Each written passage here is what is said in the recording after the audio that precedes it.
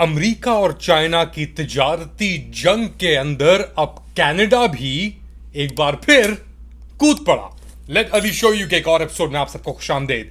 To like, subscribe and share this content. Canada के वजीर आजम Justin Trudeau ने 100% tariff यानी ड्यूटीज लगाने का ऐलान कर दिया है चाइनीज ईवीज या इलेक्ट्रॉनिक व्हीकल्स के ऊपर। उनका कहना है कि चाइना के पास एक अनफेयर एडवांटेज है जिसकी बुनियाद पे वो कनाडा या नॉर्थ अमेरिका सस्ती तरीन इलेक्ट्रॉनिक व्हीकल्स भेज रहा है। अब कनाडा का एक मौकफ है, एक ऑब्जेक्टिव है कि अगले 6 साल के अंदर जीरो एमिशन कार्स के ऊपर उसने जाना है। बेसिकली पूरे मुल्क को उसने कन्वर्ट करना है। अमेरिका ने चाइनीज इलेक्ट्रॉनिक व्हीकल्स के ऊपर और टेस्ला प्रोडक्ट्स के ऊपर ड्यूटीज लगाई। उसके जवाब में चाइना ने एक 13,000 कनेडियन डॉलर की गाड़ी BYD सीगल के नाम से वो लॉन्च करने का ऐलान किया और उसके रिस्पॉन्स में कनेडियंस की हालत टाइट हो गई क्योंकि इनका पूरा जो इंफ्रास्ट्रक्चर है, पूरी इंडस्ट्री जो है वो इफेक्ट हो जाती है अगर ये चाइनीज सस्ती गाड़ियां यहाँ पे लैंड हो जाती हैं। तो अक्टूबर 1 से अब कनेडियन वजीर आजम जस्टिन ट्रूडो ने अनाउंस किया है कि 100% टैरिफ लगेगा, ड्यूटी लगेगी चाइनीज इलेक्ट्रॉनिक व्हीकल्स के ऊपर और 25% टैरिफ या ड्यूटी लगाने का उन्होंने ज्यादा ऐलान किया है जो एल्यूमिनियम, स्टील या अदर मेटल प्रोडक्ट्स जो आ रहे हैं चाइना से उनके ऊपर। अब ये एक प्रोटेक्शनिज्म है कनेडियन कार मैन्युफैक्चरर्स जो अमेरिकी कार मैन्युफैक्चरर्स, क्योंकि आप याद रखें अमेरिका का जो कार मैन्युफैक्चरिंग हब है डिट्रॉइट के अंदर, उसका ताल्लुक कनाडा से कनेक्शन है, बॉर्डर सब साथ शेयर करते हैं। तो बहुत सारी मैन्युफैक्चरिंग जो है अमेरिकन व्हीकल्स की, ईवीज की, वो कनाडा में करती है। सप्लाई चेन जो है पूरी वो कनेक्टेड है बेसिकली। तो उसको बचाने के लिए या उनको थोड़ा टाइम देने के लिए ये इन्होंने अनाउंसमेंट कर दी। मगर इसके अंदर एक बहुत बड़ा लूप होल है। अच्छा, चाइनीज हुकूमत का भी, एम्बेसी का भी रिस्पॉन्स आया है। उन्होंने कहा है कि ये बिल्कुल अनएक्सेप्टेबल है क्योंकि एक तरफ तो ये बात करते हैं फ्री ट्रेड, इकोनॉमिक, ये वो, मगर दूसरी तरफ ये प्रोटेक्शनिस्ट पॉलिसीज लगा रहे हैं। अब याद रखें कनाडा और चाइना के दरमियान एक तरीके से तनाव बहुत अरसे से चलता आ रहा है क्योंकि 2020 के अंदर 4 साल पहले इन्होंने कनाडा ने हुआवे की जो चीफ फाइनेंशियल ऑफिसर थी, हुआवे के मालिक की बेटी, उसको अरेस्ट कर लिया था और अमेरिका की एक्सट्रेडिशन बातें हो रही थी। उनको फिर इवेंचुअली वापस करना पड़ा। उसके जवाब के अंदर चाइना ने 2 कनेडियन बाशिंदों को हॉस्टेज यरगमाल एक तरीके से रख लिया था। तो उनका एक्सचेंज हुआ, हुआवे की वो यहाँ से निकली एक अमेरिकन एक्सट्रेडिशन रिक्वेस्ट के ऊपर। अमेरिका ने एक्सट्रेडिशन रिक्वेस्ट डाली चाइना के कनाडा के ऊपर और कनाडा ने भी पकड़ लिया हुआवे की जो ये चीफ फाइनेंशियल ऑफिसर थी उन्हें।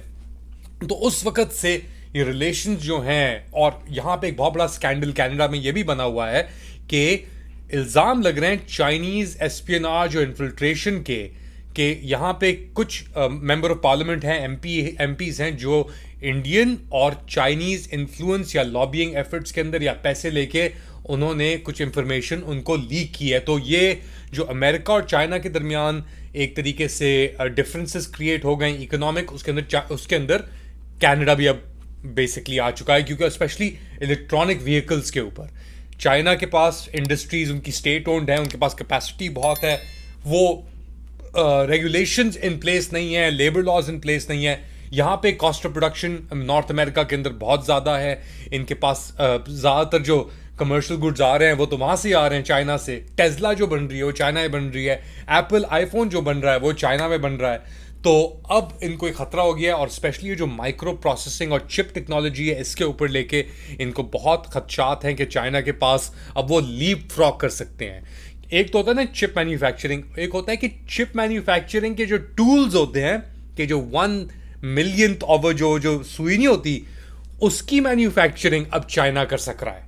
तो बेसिकली अब वो अपने खुद ही चिप्स बना सकता है, इलेक्ट्रॉनिक व्हीकल्स के अंदर ज़्यादा एडवांसमेंट कर सकता है।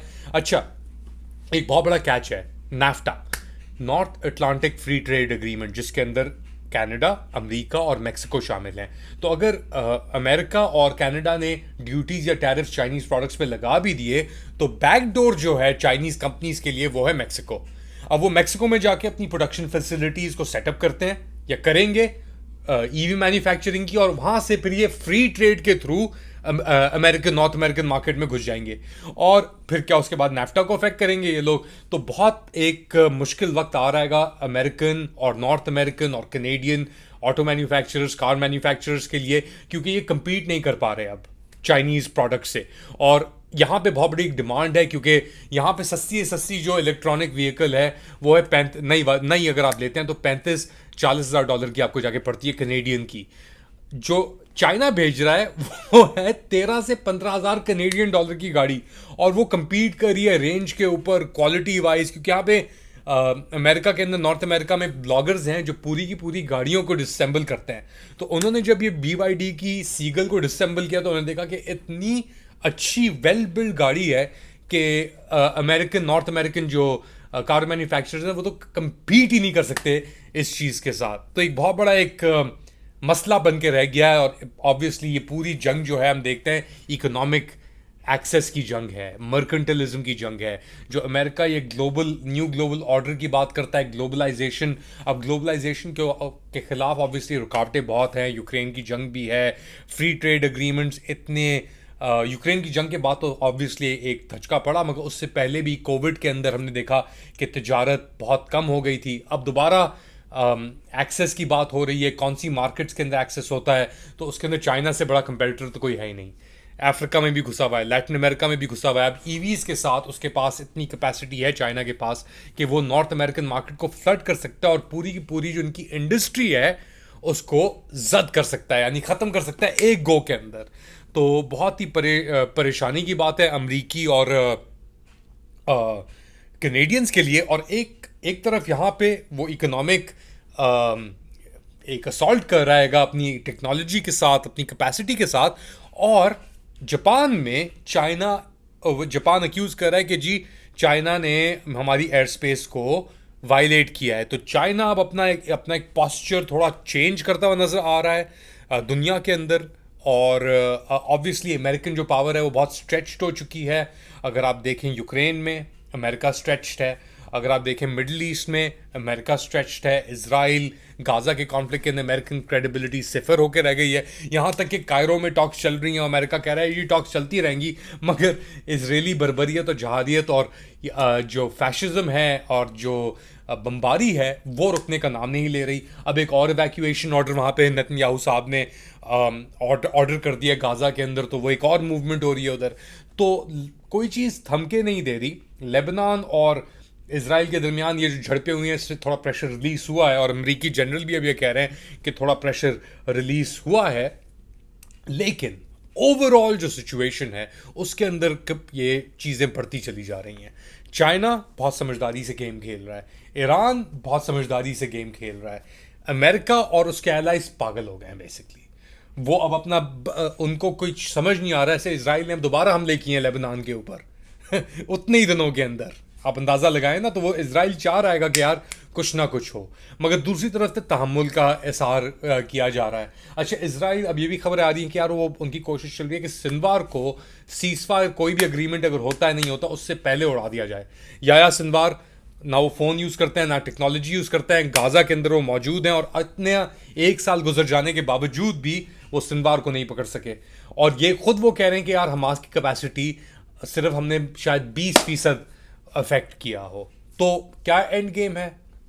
टॉक्स क्यों नहीं आगे बढ़ी? क्योंकि इसराइल अब चाह रहेगा कि जो वो राफा क्रॉसिंग, फिलाडेल्फी कॉरिडोर उसे कहते हैं, जो सेपरेट करता है इजिप्ट को गाज़ा से, उसके ऊपर उसको ट्रूप्स चाहिए। वो हमास अग्री करने के लिए तैयार नहीं है। तो एक बहुत ही डिफ़िकल्ट सिचुएशन में फंसा हुआ है ये मामला, और एस्केलेशन हो रही है। चाइना अपनी जगह पे खड़ा है, रशिया अपनी जगह पे खड़ा है, अमेरिका फंस चुका है इस दलदल के अंदर, और नेतन्याहू साहब ने उस अंदर घसीटा है। तो देखते हैं इस पर क्या होगा।